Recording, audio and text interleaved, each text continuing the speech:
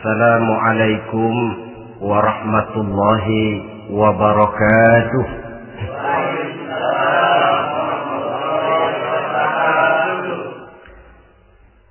Alhamdulillahi rabbil alamin. Wassalatu wassalamu ala ashrafil anbiya'i wal mursalin, Sayyidina wa maulana Muhammadin wa ala alihi wa ashabihil mujahidin at-tahirin, amma ba'd. Saudara hadirin kaum muslimin rahimakumullah.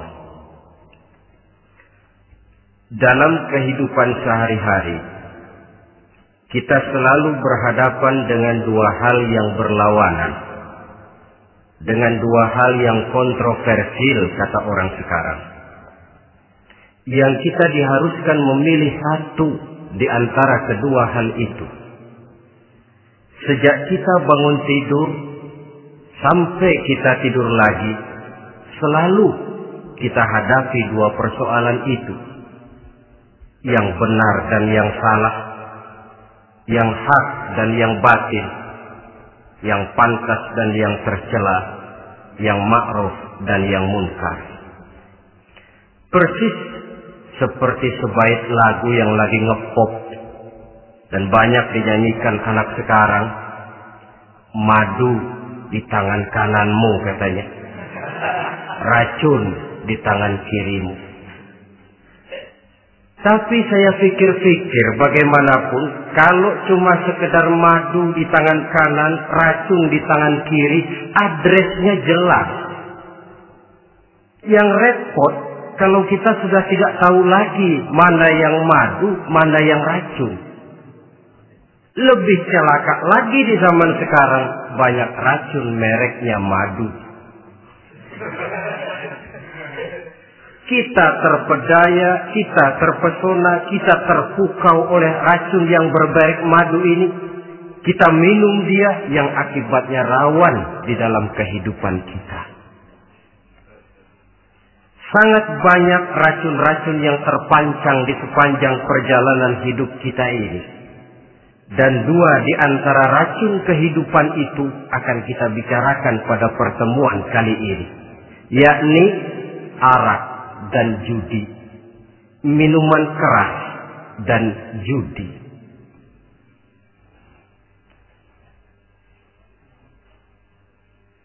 Sebagai yang kita maklum bahwa Islam bertujuan memelihara kemuliaan manusia yang diciptakan fi ahsani taqwim, dalam bentuk yang paling sempurna. Arak atau minuman keras jelas merupakan hal yang merusak dari berbagai aspek kehidupan. Entah kesehatan tubuh, entah pertumbuhan akal, ketentraman rumah tangga, ketentraman masyarakat, bangsa dan negara. Cobalah sejenak kita adakan penyelidikan.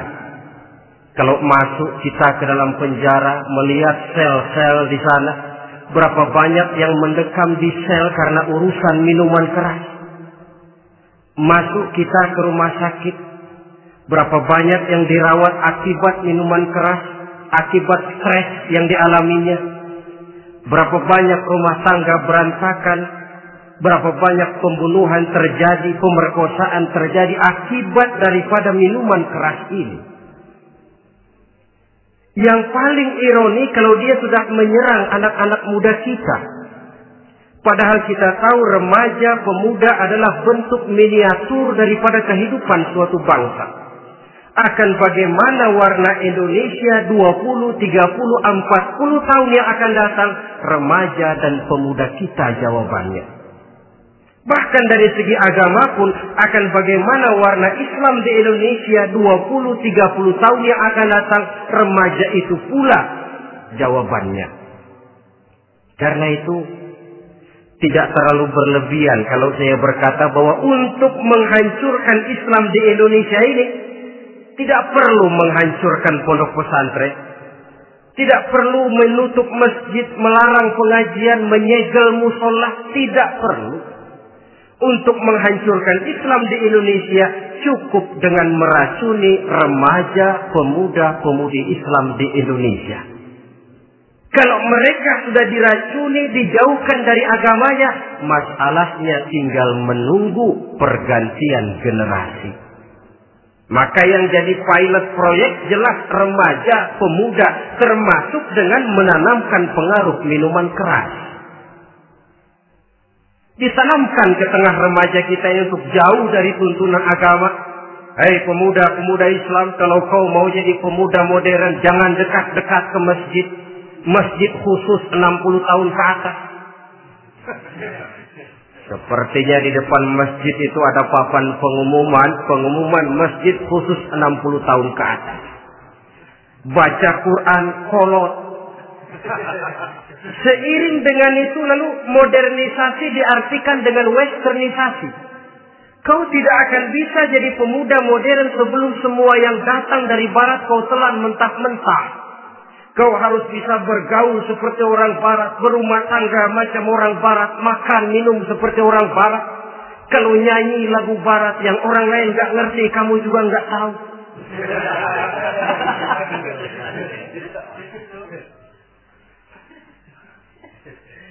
Anutlah itu free love yang pada gilirannya akan mengarah kepada free sex alias samenleven. Isaplah itu ganja, morfin, narkotik. Jikalau sudah terlena kita dengan itu, maka kehancuran suatu bangsa sesungguhnya sudah dimulai. Penyakit minuman keras ini bukan cuma penyakit zaman ini. Masyarakat yang dihadapi oleh Rasulullah Sallallahu Alaihi Wasallam 14 abad yang lalu juga masyarakat yang kemaruk dengan minuman keras. Arab jahiliyah kalau sudah minum arak mabuk, tidak cuma minum, dia mandi pakai arak. Sistem pendidikan yang disampaikan Islam bijaksana. Mula-mula diberikan gambaran bahwa arak itu walaupun ada manfaatnya tapi ada bahayanya, dan bahayanya jauh lebih besar daripada manfaatnya. Tahap kedua diberikan pesan jangan mendekati sholat dalam keadaan mabuk. Padahal sholat 1 hari 1 malam 5 kali artinya makin jauh saja dia dari arak itu. Pada saat kondisi iman sudah memungkinkan, barulah turun vonis bahwa arak itu najis, perbuatan setan, jauhi. Yang ironi yang saya katakan tadi, racun mereknya madu. Kadang-kadang kita dibuai dengan iklan yang tidak mendidik. Saya pernah lihat ada iklan misalnya, Anda ingin modern, majulah bersama minuman ini. Atau minuman ini lambang pergaulan dunia yang maju. Modern diukur dari minuman. Yang jadi korban akhirnya remaja dan pemuda-pemudi kita. Saya teringat satu analisa dari Rasulullah Sallallahu Alaihi Wasallam. Beliau bersabda, Inna min asratis sa'ah. Sesungguhnya di antara tanda-tanda kiamat. Apa kiamat itu? Dalam arti yang umum, kiamat itu saat di mana alam ini hancur, bumi gempa, air laut tumpah ke darat, gunung meletus, planet-planet bertabrakan, lalu semua yang bernama hidup mati. Itu kiamat beneran. Saya nggak mau cerita kiamat beneran, sebab saya sendiri nggak kepengen ngalamin. Yang sering kita ngalami ini kiamat kecil-kecilan, kiamat mini. Apa kiamat mini itu? Hancurnya sendi-sendi kehidupan sosial. Maksiat merajalela, munkarat menjadi-jadi. Yang ma'ruf dianggap munkar, yang munkar malah menjadi ma'ruf. Yang salah disanjung-sanjung, yang benar dicaci maki. Tuntunan dianggap tontonan, tontonan malah jadi tuntunan. Kan kiamat kalau sudah begitu. Pencungkiran nilai. Kenapa hal semacam ini bisa terjadi? penyebabnya kata Nabi, pertama ayyurfa'al ilmu. Ilmu diangkat oleh Allah. Bagaimana cara Allah mengangkat ilmu dan apa maksudnya itu? Allah mengangkat ilmu itu, saudara, caranya pertama dengan mewafatkan ulama. Makin banyak ulama wafat, makin banyak ilmu ditarik. Yang kedua, kurangnya minat orang untuk belajar agama. Kalau sudah klop macam itu, artinya agama sudah disudutkan ke pojok-pojok kehidupan. Agama cuma sekedar tinggal dekorasi. Agama cuma seminar, cuma kongres, cuma muktamar. Tapi bahwa agama merupakan realita dalam kehidupan, itu tidak pernah terwujud. Kalau ulama sudah tiada, minat orang belajar agama berkurang, maka ajaran Allah tidak lagi didenungkan orang. Dikala itu, wa yuzharul jahlu, akan muncullah kebodohan. Nampak kebodohan di mana-mana. Muncul permissive society, masyarakat yang merasa boleh hidup dengan kaidah serba boleh. Tidak ada halal, tidak ada haram. Tidak ada hak, tidak ada batil. Semuanya serba boleh. Kalau sudah begitu kondisi masyarakat, terjadilah apa yang dianalisa oleh Nabi. Dikala itu, wayabsu zina. Zina dikerjakan berterang-terangan. Orang sudah tidak punya malu. Hidupnya sudah pakai prinsip punya kuping kebo. Punya muka tembok. Punya kulit badak. Kalau juga dikasih tahu, malu dong kau tinggal serumah belum nikah. Malu sama siapa? Masyarakat. Allah, masyarakat cuek aja.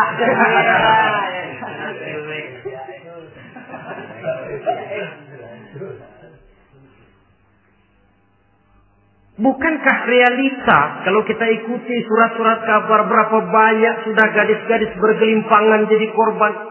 Berapa banyak bayi-bayi yang lahir ke alam ini tanpa harus tahu kemana dia mesti manggil bapak.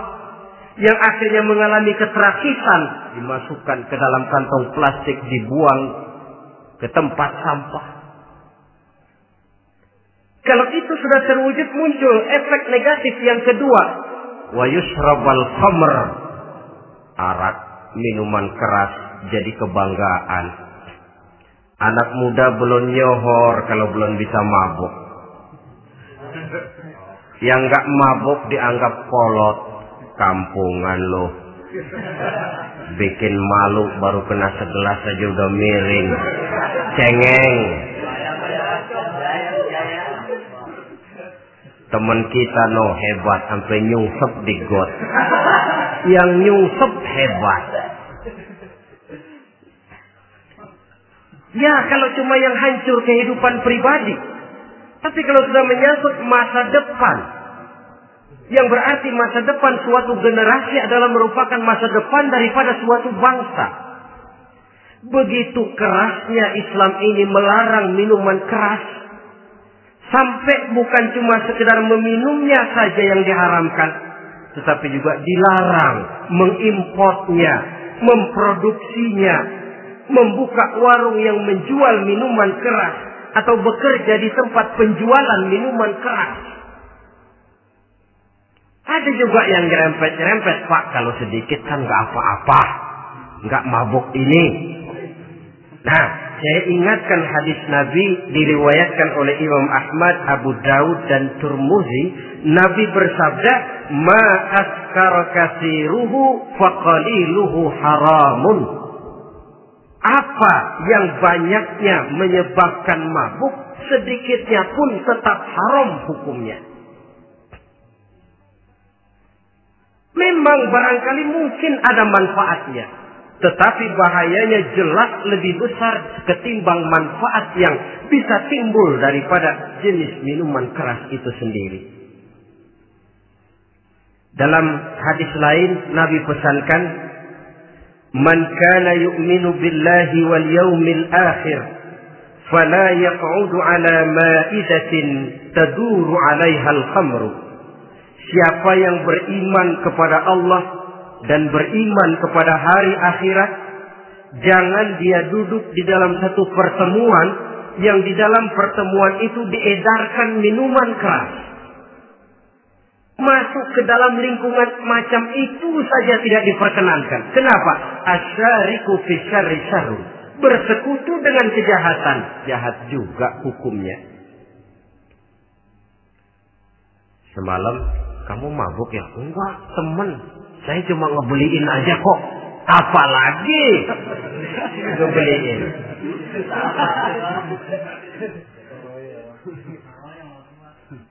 Sebab apa? Dalam keadaan mabuk, orang tidak lagi bisa berpikir secara logik. Daya kontrol hilang, artinya perbuatan sudah tidak terkontrol lagi. Yang pertama. Yang kedua, IQ tidak akan tumbuh dan berkembang secara normal seperti yang kita harapkan. Yang ketiga, harga diri akan runtuh hancur di tengah masyarakat. Bayangkan kalau tengah malam kita digotong orang, diantar ke rumah kita. Dengan kondisi macam itu masih punya muka kita untuk tegak di tengah masyarakat. Masih punya harapan kita untuk tumbuh menjadi pemimpin sementara orang terkenang. Ini kan yang kemarin malam gua gotong, dia lagi mabuk. Harga diri, kepribadian. Jangan lupa saudara, kita hidup di tengah masyarakat. Masyarakat itu punya hukum yang tidak tertulis, tapi lebih kuat dan lebih kejam daripada hukum tertulis. Orang bilang, sekali arang tercoreng di dahi, seumur hidup orang akan tetap ingat.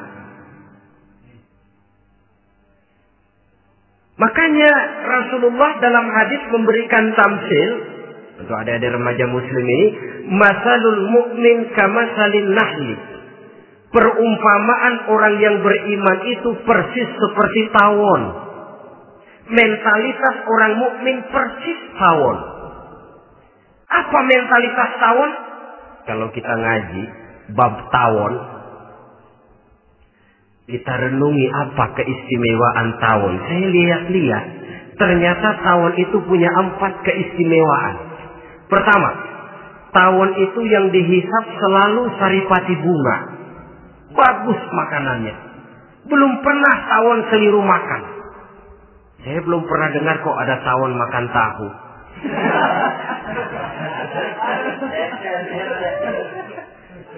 Yang dimakan selalu saripati bunga. Artinya apa? Orang mukmin perutnya itu perut selektif. Yang dimakan yang baik-baik, yang diminum yang baik-baik. Yang baik menurut agama itu adalah yang halal, thayyibat. Perutnya selektif, bukan perut asbab. Kalau asbab untung apa saja masuk ke dalamnya. Tapi mukmin perutnya ini selektif. Daging kambing masuk, tahu masuk, kangkung masuk, kodok minggir. Air kelapa minum, kopi minum. Tapi kalau sudah berbau minuman keras, minggir. Sebab apa? Makanan dan minuman yang kita masukkan ke dalam perut besar ini akan digiling dalam perut besar, akan melahirkan energi, menggerakkan sel-sel pembuluh saraf. Kalau makanan dan minuman itu terdiri dari yang haram, energi yang ditimbulkan olehnya energi yang haram, mempengaruhi sel-sel pembuluh saraf. Orang akan cenderung berpikir yang haram kalau terlalu sering memakan makanan haram. Kalau sudah berpikir kepada yang haram, perbuatan pun akan mengarah kepada yang haram juga. Contoh kecil aja dah. Ada nggak maling mikirin majelis taklim? Karena yang dimakan lebih banyak yang haram, yang dipikir paling-paling nanti malam rumah siapa lagi nih ya? Sudah mengarah ke sana.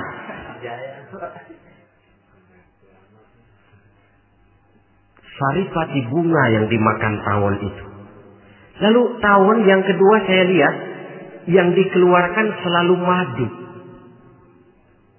Artinya apa? Orang mukmin itu kalau dia berkata, perkataannya mengenakan orang. Kalau dia berbuat, perbuatannya membawa manfaat bagi orang. Kalau kakinya melangkah tentu ke tempat yang ada gunanya. Yang dikeluarkan madu, bukan racun. Indah tawon itu. Yang ketiga, tawon saya lihat, kemanapun dia hinggap, tidak ada dahan patah. Artinya apa? Orang mukmin dimanapun dia tinggal, kemanapun dia pergi, pantang jadi biang kerok buat lingkungannya, pantang menimbulkan kerusuhan dan keonaran. Tidak ada cabang patah dimanapun tawon hinggap. Tapi juga yang keempat, saya lihat-lihat tawon itu jangan coba-coba diusik. Satu kali dia diusik, kemana orang lari? Nyilem masih ditungguin. Tawon. Tapi kalau nggak diusik, nggak ada tawon usil ke pasar nyariin orang. Ketika dia diusik, inilah saatnya saya harus mempertahankan kehormatan diri saya. Dia pun bangkit. Artinya apa? Orang mukmin tidak boleh nyari-nyari musuh. Tapi ketemu musuh tidak boleh lari. Musuh jangan dicari, bertemu pun jangan lari. Mentalitas orang mukmin seperti tawon. Yang dimakan baik, yang dikeluarkan baik. Kemana dia tinggal tidak menimbulkan keonaran buat masyarakat. Tapi juga sanggup menjaga dan mempertahankan kehormatan dirinya. Kalau konteksnya dengan masalah yang sedang kita bicarakan, minuman keras. Saya katakan tadi, kita kadang-kadang salah pilih. Tertipu oleh racun yang bermerek madu. Ada minuman empuk, nyari yang keras.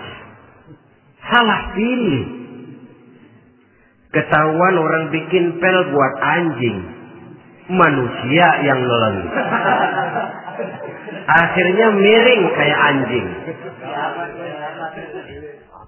Saudara, mari kita renungi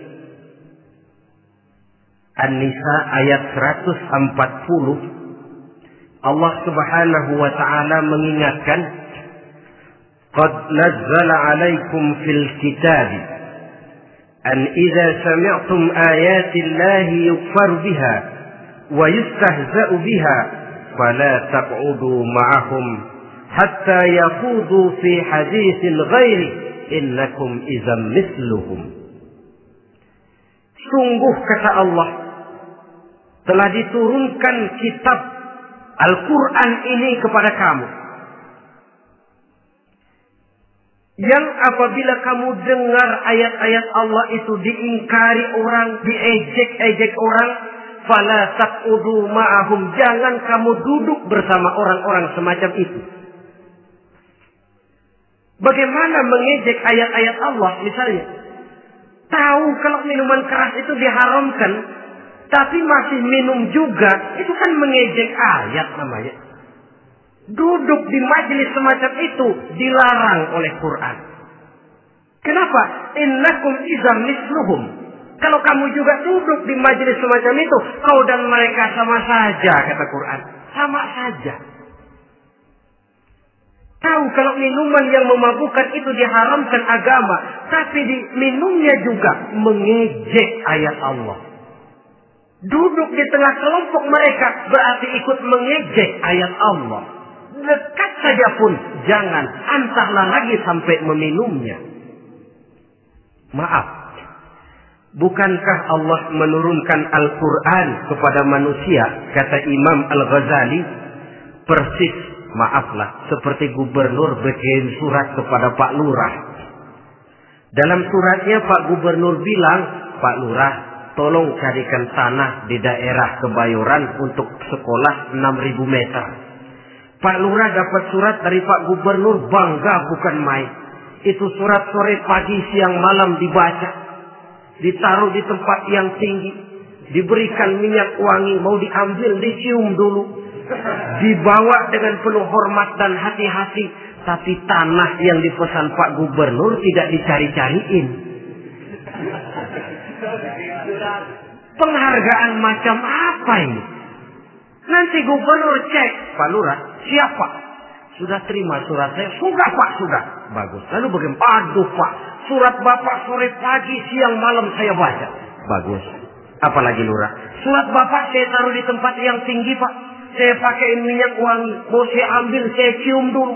Saya bawa dengan penuh hormat dan hati-hati. Bagus Lurah. Kau memang hormat sama atasan. Cuman Lurah, tanahnya udah dicariin belum? Nah yang itu belum tuh Pak. Belum. Kata Gubernur, bagus Lurah. Besok berhenti lo ya.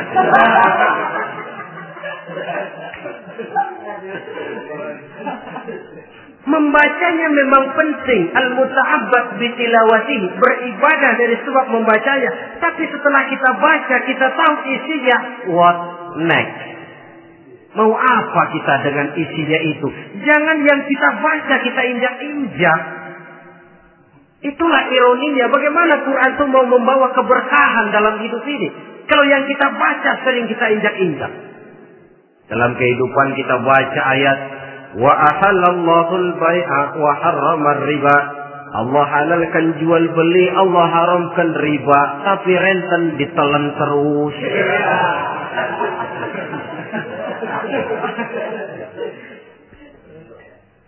Kita baca ayat wa'tasimu bihablillahi jami'an wa la tafarraqu. Berpegang teguhlah kamu kepada tali Allah, jangan bercerai-berai. Tapi sesama muslim pelotot-pelototan jalan terus.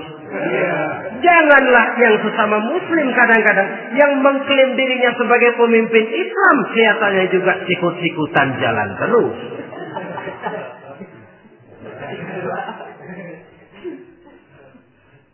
Sehingga tidak heran kalau orang bilang di bawah ngamalin ayat kursi sudah sampai di atas ayat hilang, tinggal kursi saja yang diamalin. Ironi dan menyedihkan. Perjalanan panjang memang saatnya kita menunggal dengan Al-Quran ini. Tetapi prosesnya memang harus kita mulai dari sekarang. Perkara kapan proses ini selesai, itu bukan masalah kita. Tapi bahwa kita sudah memulai suatu proses, itulah yang diharapkan. Hadirin yang saya hormati. Oleh karena kerasnya peringatan Islam terhadap minuman keras. Pernah satu hari seorang lapor kepada Khalifah Umar bin Abdul Aziz bahwa ada sekelompok orang berkumpul meminum minuman keras. Kata Khalifah Umar bin Abdul Aziz, jerak mereka, hukum, cepat. Ya Khalifah, kenapa? Di tengah mereka ada juga orang yang Ramadan biasa puasa. Begitu, iya, yang biasa puasa duluan hukum. Kenapa? Mengerti memang lebih besar resikonya daripada tidak mengerti.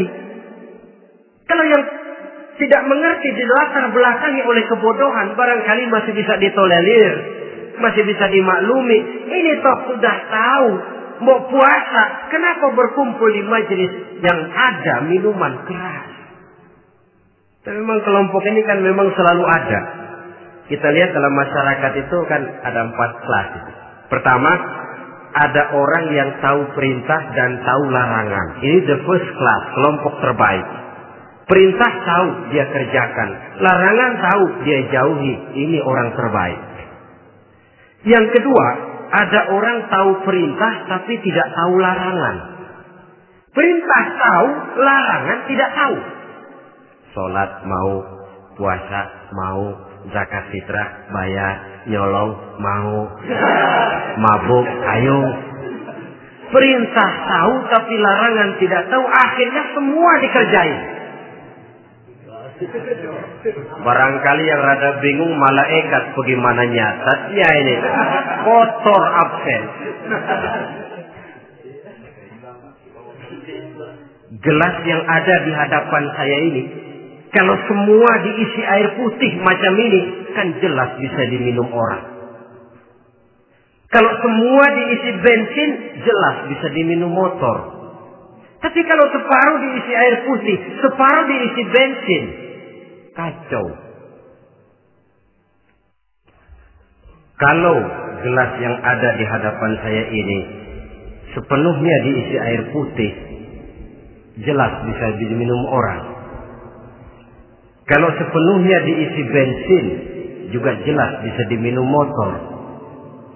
Yang repot kalau separuh diisi air putih, separuh diisi bensin. Kacau statusnya. Orang minum mabok, motor minum pun mogok. Dijual juga tidak laku barang campuran. Inilah makna pernyataan Allah, wala talbisul haqqa bil batil. Jangan kamu campur adukan antara yang hak dan yang batil. Perintah dikerjakan, larangan pun dikerjakan juga. Kelompok ketiga, ada pula manusia yang tahu larangan tapi tidak tahu perintah. Larangan tahu tapi perintah tidak tahu. Jahat sama tetangga tidak, mencuri tidak, mabuk tidak, zina tidak, sholat tidak, puasa tidak, polos. Semua serba tidak. Dan yang terakhir, kelompok keempat, perintah tidak tahu, larangan pun tidak tahu. Ini masuk kelompok makhluk gratis. Misalnya kambing, ayam, kerbau, itu kan makhluk-makhluk yang memang perintah tidak tahu, pun larangan juga tidak tahu. Nah, dalam hubungannya dengan ini, saya mengajak, marilah kita berusaha sekuat mungkin menjauhkan diri dari minuman keras yang jelas bahayanya dengan hidup tidak jauh dari bimbingan agama. Hadirin kaum muslimin rahimakumullah. Kawan seiring dan sejalan dari minuman keras, judi namanya. Saudara kembar barangkali. Yang satu sering menimbulkan yang lain, tetapi bukan tak jarang keduanya berjalan berdampingan. Posisi judi dan arak ini dalam Quran sama bahayanya. Apa sebab? Mentalitas judi adalah mentalitas sirkel, lingkaran setan. Artinya, yang menang biasanya ketagihan, yang kalah biasanya penasaran. Ini yang menyebabkan orang tidak mau berhenti. Kalau dia menang, dia ingin mencoba untuk menang dalam jumlah yang jauh lebih besar lagi. Kalau dia kalah, dia penasaran, kenapa hari ini kalah? Barangkali sial, besok malam saya tebus. Mental semacam ini memang sulit untuk berhenti. Kenapa judi diharamkan dalam Islam?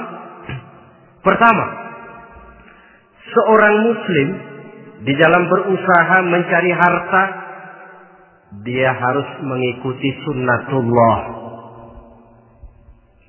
Kata kita orang muslim, hukum alam kata orang sekarang, natural of law bahasa kerennya. Berusaha menurut hukum kausal, memasuki rumah dari pintunya, menunggu suatu akibat dari sebab yang kita lakukan. Bahwa kalau begini, mesti begitu. Karena kita memang terikat oleh permainan yang disebut hukum alam ini. Hidup bukan undian. Jangan mengharap untung besar tanpa mau peras keringat. Satu pagi Khalifah Umar bin Khattab radhiyallahu an masuk ke masjid. Beliau lihat ada orang sedang berdoa khusyuk betul. Ditunggunya 2 menit, 3 menit, sampai 10 menit lebih belum juga selesai. Agak lama orang itu berdoa. Selesai berdoa, dihampiri orang itu oleh Sayyidina Umar. Beliau tanya, saudara, lagi apa tadi itu? Berdoa ya Khalifah. Minta kepada Allah? Tentu minta kepada Allah. Minta apa? Minta rezeki. Sudah lama? Dari tadi habis sembahyang subuh. Dapat? Belum. Ya memang kata Sayyidina Umar, inna sama la tumtiru zahaban wala fiddatan. Langit itu tidak mungkin akan menghujankan emas, tidak mungkin pula menghujankan perak. Jadi orang dilarang duduk bermalas-malas menunggu keajaiban yang datang dari langit. Karena memang hidup ini bukan undian. Jadi jangan mengharap untung besar tanpa mau peras keringat. Di dalam berusaha kita terikat oleh sunnatullah. Kalau begini sebab penyebabnya, akan begini akibat yang ditimbulkannya. Yang kedua, Islam menjadikan harta manusia itu sebagai benda berharga yang dilindungi. Mengambilnya dengan judi termasuk memakan harta orang lain dengan cara yang batil. Yang ketiga, judi itu sendiri dapat menimbulkan permusuhan dan pertentangan antara para pemain itu sendiri. Meskipun kelihatannya kompak duduk dalam satu meja yang saling berhadap-hadapan, yang kalah kelihatannya pasrah, tetapi kan itu cuma kulit permukaan. Batinnya bagaimanapun juga yang kalah itu tetap mendendam. Sedangkan yang kalah di samping mendendam juga mengomel, mencaci mungkin. Ya lawan bermainnya, ya mungkin juga dirinya sendiri. Dan yang keempat, judi itu merusak aktivitas hidup. Membuat orang membuang waktu dengan tidak terasa. Dan yang pada gilirannya melupakan orang kepada tanggung jawab. Wah, kalau sudah memegang kartu, konon kabarnya, saya sendiri alhamdulillah belum pernah. Lupalah orang anak, lupalah orang kepada istri, lupalah orang kepada tanggung jawab. Waktu pun berlalu tanpa terasa. Apalagi kalau sudah diiming-iming oleh gambaran akan memperoleh keuntungan yang besar. Termasuk di dalam judi itu undian, apapun namanya. Yang usaha ke arah ini seharusnya tidak dipermudah, walaupun dengan embel-embel dana kemanusiaan, sumbangan sosial.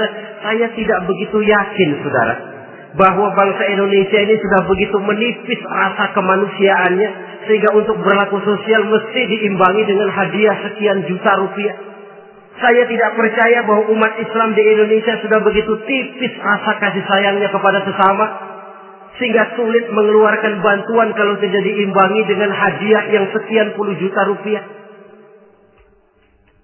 Yang saya khawatir apa? Pada gilirannya di negeri ini akan makin banyak penghayal-penghayal kelas berat.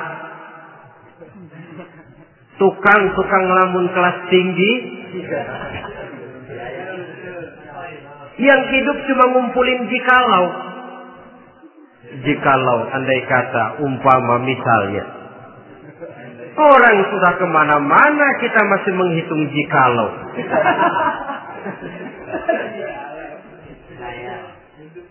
Orang boleh saja mengharap burung terbang tinggi, tapi punai di tangan jangan dulu dilepas. Artinya, idealisme silahkan terbang setinggi langit, tapi kaki harus tetap berpijak di alam realita. Bahwa memang lebih baik makan singkong dalam kenyataan daripada makan roti tapi ngimpi.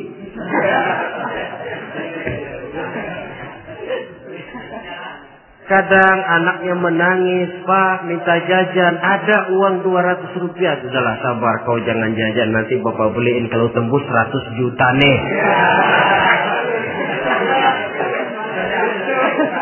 Akhirnya yang 100 juta tidak, anak pun kelaparan. Bukankah akan jadi masalah bagi semuanya? Belum lagi rasa sayang kepada harta yang sudah dia miliki. Entah itu tanah, rumah, kendaraan. Kalau sudah kadung kalah di meja judi, hilang rasa sayang kepada benda itu.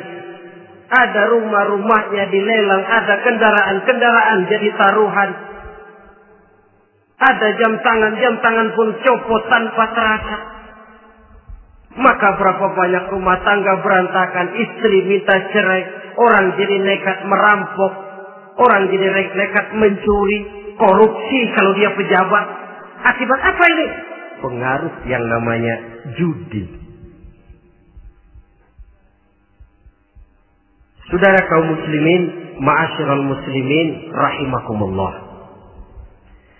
Itu sebabnya di dalam surah Al-Maidah ayat 90 Allah menekankan, innamal khamru wal maisir wal ansab wal azlam rijsun min amali syaitan wajtanibuhu la'allakum tuflihun. Sesungguhnya arak, judi, berhala, mengundi nasib itu rijsun. Ya Allah, jarang benar Quran menggunakan kalimat rijsun. Rijsun ini sudah merupakan puncak kekotoran. Bapak moyangnya najis, itu rijsun. Rijsun, kotor. Sudah kotor ditambah pula min amali syaitan, pekerjaan setan. Wajtanibuhu, jauhi. Jangan sampai main, dekat saja tidak boleh, jauhi. La'allakum tuflihun, jikalau kamu mau menjadi orang-orang yang beruntung. Sejarah tidak pernah mencatat ada orang jadi miliuner karena judi. Sejak David Rockefeller sampai Aristotle Onassis, orang-orang kaya top di dunia, mereka kaya bukan karena judi, tapi karena kemauan peras keringat banting tulang, mau memulai sesuatu dari kenyataan yang real di depan mata. Sebab apa? Hidup ini memang perjuangan. Janganlah kita ingin hidup dengan satu prestasi, ingin tetap hidup seperti apa adanya sekarang ini saja, toh kita harus berjuang. Apalagi ingin hidup lebih baik, lebih terhormat, lebih mudah. Hidup perjuangan. Perjuangan berarti pengorbanan. Berani hidup artinya berani berjuang. Berani berjuang maksudnya rela berkorban. Takut berkorban, jangan berjuang. Tidak mau berjuang, berhenti hidup. Itu logika. Dan bagaimanapun saya yakin lebih baik berkorban daripada menjadi korban. Kalau sekarang kita berkorban, peras keringat, banting tulang, berusaha secara sunnatullah untuk menghidupi anak, istri, keluarga, pada satu saat kita tidak akan menjadi korban kebrutalan anak-anak kita sendiri. Kalau mereka dibesarkan dan tumbuh berkembang oleh hasil yang diperoleh dari meja judi. Ayat 91 Al-Maidah ini lebih memperkuat lagi. Kalau itu arak, judi, berhala, mengundi nasib adalah perbuatan setan, sebenarnya setan mau apa sih? Ayat 91 menegaskan, innama yuridu syaitanu ayyuqi'a bainakumul adawata wal baghdha'a fil khamri wal maisir. Yang dimaui setan itu tidak lain supaya dengan arak dan dengan judi timbul rasa permusuhan, sikap memusuhi, saling marah di antara kamu. Coba, biasanya dalam meja judi sudah loyo, waktu juga sudah berlarut-larut. Yang menang mau berhenti, apa yang kata yang kalah? Berhenti dah, gue wacok loh. Enak bener, gue lagi kalah, lu berhenti. Coba, kira-kira kapan akan selesai permainan? Akan timbul permusuhan, akan timbul rasa dendam, kesumat yang ditanamkan oleh setan. Karena memang baik arak, baik judi, baik berhala, baik mengundi nasib, itu semua permainan-permainan setan yang diberikan kepada kita untuk kita ikut andil bermain di dalamnya. Tatkala kita ikut terkena jerat setan, tertawalah mereka. Kenapa? Oh, makin banyak teman saya di neraka. Maaf, setan itu kan sudah tahu vonisnya. Ketika dulu di dengkotnya yang namanya iblis terusir dari surga, itu bikin semacam perjanjian dengan Allah. Tuhan, kenapa iblis? Gara-gara Adam saya terusir dari surga. Maka sejak saat ini Adam dan seluruh keturunannya adalah musuh bebuyutan saya. Saya akan gelincirkan mereka dari jalan. Silahkan iblis, goda mereka. Tapi kau tidak akan mungkin bisa menggoda mereka kalau hamba-hambaku itu menjadi hamba yang ikhlas. Hanya hambaku yang ikhlas yang tidak mungkin kamu goda. Yang lain barangkali bisa. Sejak saat itulah iblis memproklamirkan permusuhan. Dan dia sudah tahu betul vonisnya neraka. Tugas dia sekarang bagaimana mengumpulkan teman sebanyak-banyaknya ke dalam neraka. Hamba Allah saja yang tidak tergelincir kepada minuman keras dan judi. Hamba Allah yang ikhlas itu bagaimana? Yang ikhlas menjadi hamba Allah. Dalam arti kata dan perbuatannya memang mencerminkan bahwa dia hamba Allah. Maaf. Di zaman sekarang ini kan banyak orang cuma berkata, saya hamba Allah, mulutnya. Tapi perbuatannya membuktikan dia hamba setan, hamba dunia, hamba harta, budak jabatan, budak nafsu. Tidak sesuai antara ucapan dan perbuatan. Sebab itu kata-kata hamba Allah kalau keluar dari mulut manusia itu murah. Soalnya ngaku siapapun bisa. Tapi diakui atau tidak, ini yang kita belum tahu. Ada juga orang berdalih, saya kan masang kalau dapat nanti mau nyumbang masjid. Barangkali aja kalau nyumbang masjid disoriin dikit sama Tuhan.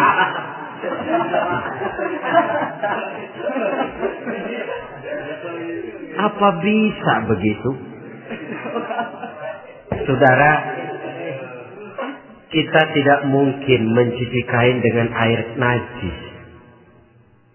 Innallaha thayyibun, kata Nabi, la yaqbalu illa thayyiba. Allah itu baik dan hanya menerima yang baik. Bahwa dalam Islam tujuan yang baik harus dicapai dengan prosedur yang baik. Bahwa niat menyumbang masjid bagus, tapi hasil daripada judi atau undian tidak akan menyampaikan kita kepada tujuan itu. Tidak boleh mencuri kain walaupun niatnya untuk sholat. Kalau nyolong kain niatnya buat sembahyang, dimaafin kali. Walaupun sholatnya sah, mencuri kainnya tetap saja dosa.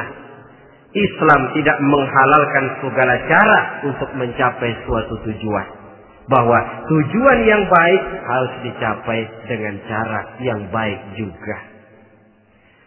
Dan penyakit judi ini juga bukan penyakit baru. Sejak dulu. Masa jahiliyah judi mereka. Saya kira kalau Las Vegas, kota judi Amerika saja barangkali masih kalah dengan cara judi jahiliyah dulu. Mereka kalau sudah judi itu uang. Habis uang, ada punya tanah pasar, taruhan. Habis tanah, ada rumahnya di pasar. Apalagi yang ada? Ternak unta dipertaruhkan. Harta habis, rumah ludes, kebun binasa. Ada istri juga dipasangin. Judi.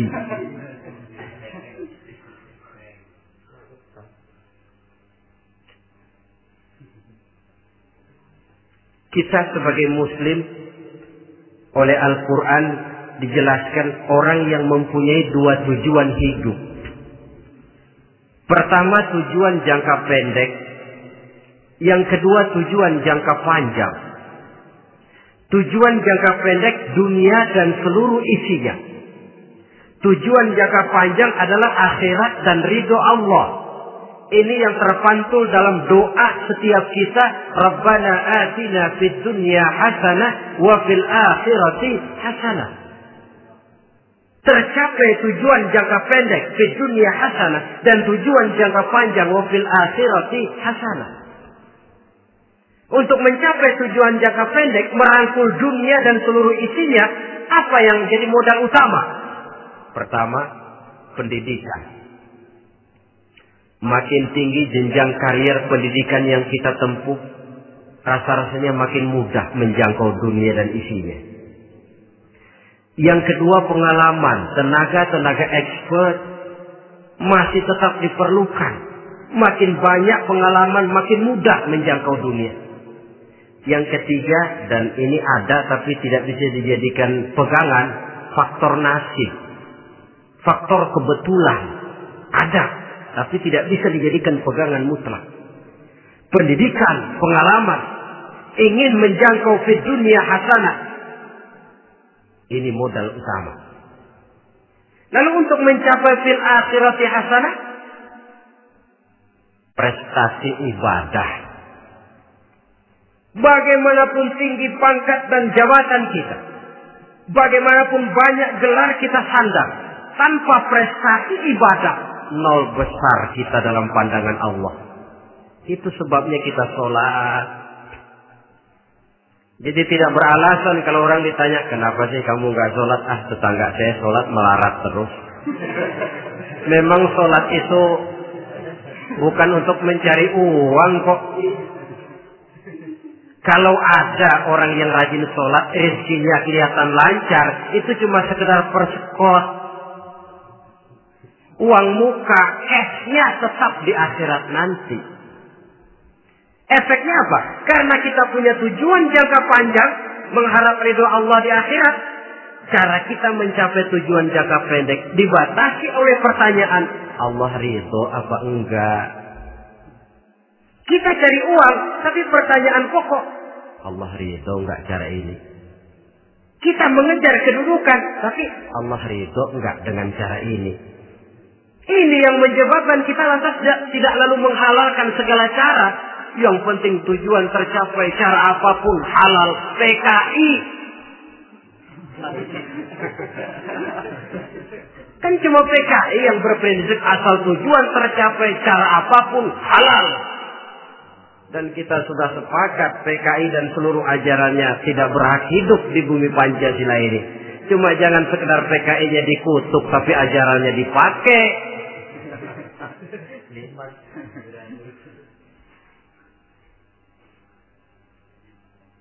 Nah, untuk mencapai dua tujuan ini, Islam mengajarkan sistem keseimbangan.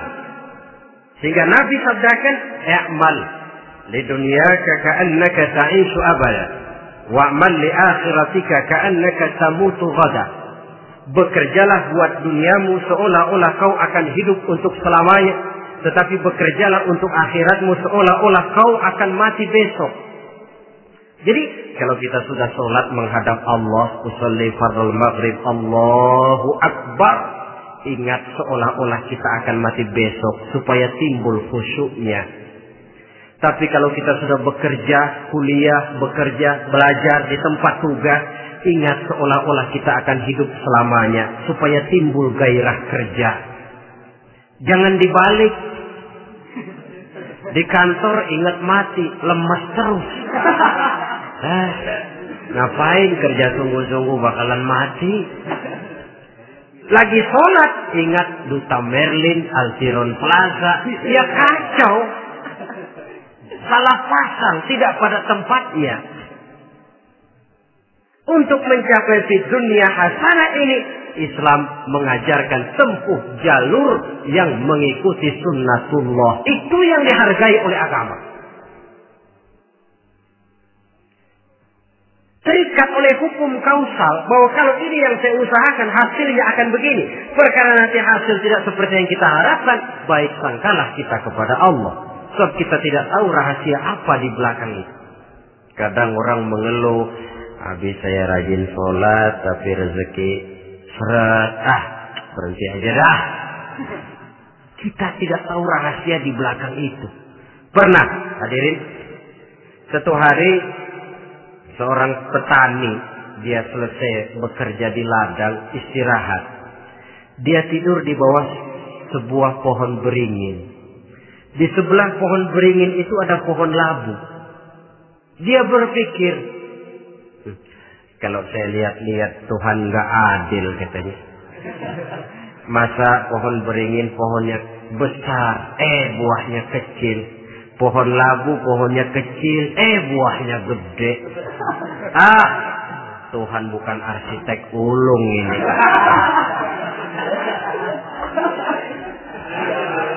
Mestinya supaya enak dilihat, beringin yang pohonnya besar buahnya sebesar buah labu. Pohon labu yang pohonnya kecil buahnya kecil saja sebesar buah beringin. Tidak adil Tuhan. Baru dia selesai berpikir Tuhan tidak adil, jatuh sebutir buah beringin tepat menimpa hidungnya. Dia terkejut. Astagfirullahaladzim. Kalau begitu saya sadar katanya, Tuhan benar-benar adil. Coba kalau buah beringin segede buah labu. Waduh, kayak apa muka saya ini?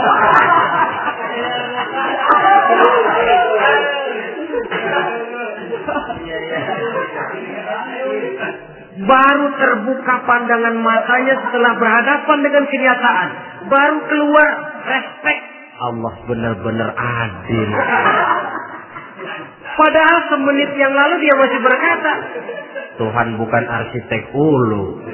Tapi semenit kemudian setelah berhadapan dengan kenyataan yang real dia hadapi, Allah benar-benar adil.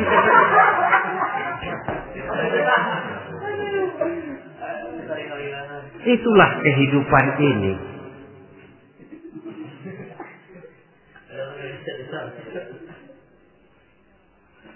Saudara hadirin yang saya hormati, karena itu baik arak, baik judi, dua-duanya merupakan bahaya laten yang tidak hanya mengancam kehidupan agama, tetapi juga masyarakat, bangsa dan negara, apalagi kalau sudah jatuh kepada generasi penerus.